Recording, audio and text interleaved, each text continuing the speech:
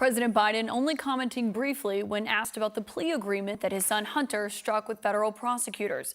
Guilty pleas on a pair of misdemeanor counts of failing to pay his income tax and working to avoid a felony firearm-related charge. I'm very proud of my son. Shortly before that, the White House put out a statement saying, quote, "The president and first lady love their son and support him as he continues to rebuild his life. We will have no further comment." Former President Trump, meanwhile, reacting to the deal on his own social network, saying a sweetheart deal for Hunter and Joe as they continue their quest to get Trump.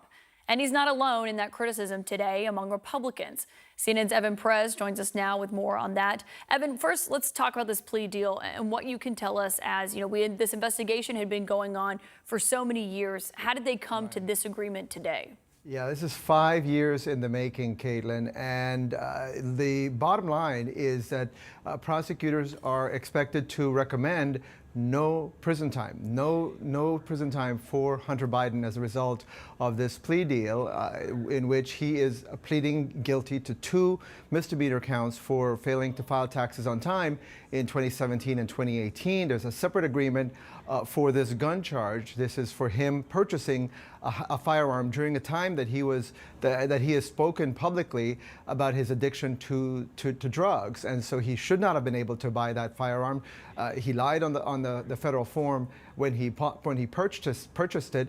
Under this deal, if he completes the terms that the court will assign to him, he gets it expunged. It goes away at the end of this, and so those are the terms of the deal. We do believe this is the deal that certainly was weeks and months in negotiations in the making. Caitlin. Yeah, and I imagine, obviously, we saw from Republicans responding almost immediately after this was reported from these court filings from the DOJ, saying essentially that they believe that this was an unfair deal that was cut because he is the president's son. What else were they saying, Evan? Yeah, this is just a preview of what I think you're going to hear from Republicans who believe that there's a lot more here to investigate involving the president's son and also other members of the family. Here's just a sample of what they were saying today.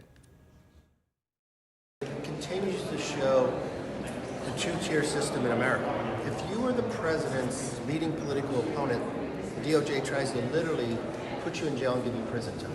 If you are the president's son, you get a sweetheart deal.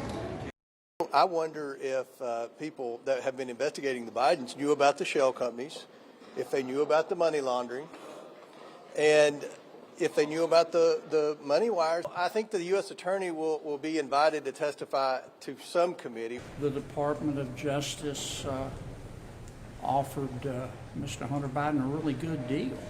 I think the American people are still curious about where the real money came from and what he did for it.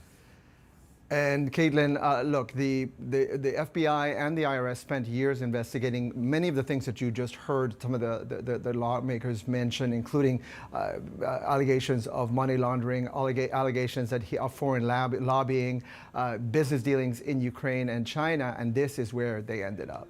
Yeah, and that was when there was a Trump-appointed Attorney General in leading the Justice Department. Trump was in office. We'll get to that in a moment. Evan Perez, thank you. Joining us now, conservative lawyer and Washington Post contributing columnist George Conway. You heard what the Republicans were saying immediately. Do you think there's any outcome of this that would have satisfied congressional Republicans? No, absolutely not. I mean, if they had brought a RICO charge against Hunter Biden, they would be complaining that what took you so long? It's purely performative and it's purely reflexive. It's shown by the fact that when Donald Trump's indictment came down, they didn't bother to read it to criticize it. And here it's just, they were just omitting to ignoring the fact that this investigation was conducted by a Trump appointee, a Republican U.S. attorney, who was allowed to stay on and told, you need to follow up on this, you need to finish this, and we're not going to interfere with you. And I can't imagine after a 5-year investment from the DOJ, this U.S. attorney's office, which actually had to bring in people from other states to make sure that there was no home state favoritism here in Delaware. And the fact is that this U.S. attorney attorney invested 5 years in this, and I can't imagine he wouldn't have brought a charge if there was a bigger charge if there wasn't one warranted. Yeah, and you mentioned him, that attorney David Weiss, and he said in a letter to Jim Jordan that was sent just about 2 weeks ago, I want to make clear that as the Attorney General has stated, I have been granted ultimate authority over this matter, including responsibility for deciding where, when, and whether to file charges. But Republicans are downplaying that he was the one doing this investigation. Right. They're downplaying that because they want to push this narrative of a two-tier justice system. And they really don't. I mean, if Hunter Biden, let's say, if the former president's son had been charged, or if the former president has been investigated for all sorts of tax issues. He has paid minimal amounts of taxes over a number of years. And these same Republicans are the people who basically say that's a witch hunt, and they refuse to look at that. And they're the same people who basically who basically want to cut IRS funding.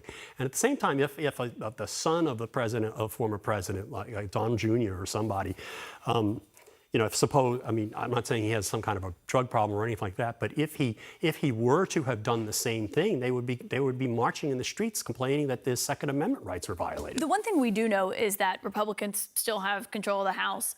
James Comer is still the chairman of the House Oversight Committee, and today he was saying, you know, we're not going to rest until the full extent of basically their investigations into the Biden family are done, even though they haven't uncovered, you know, any wrongdoing from the president.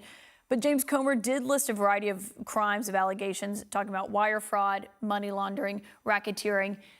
Evan noted that this investigation has been going on for 5 years. Is there any way that the Justice Department would have found any credible evidence of that, but only gone forward with what they did in the plea deal? It's just inconceivable. I mean, it is just inconceivable. And if the Justice Department, if Maine Justice had done anything to try to interfere with this investigation in Delaware, I can't imagine that there wouldn't have been criticism that leaked out, as we've seen in other cases.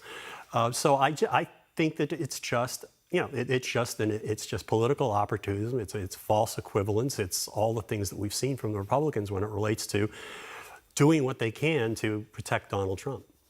George Conway, thank you.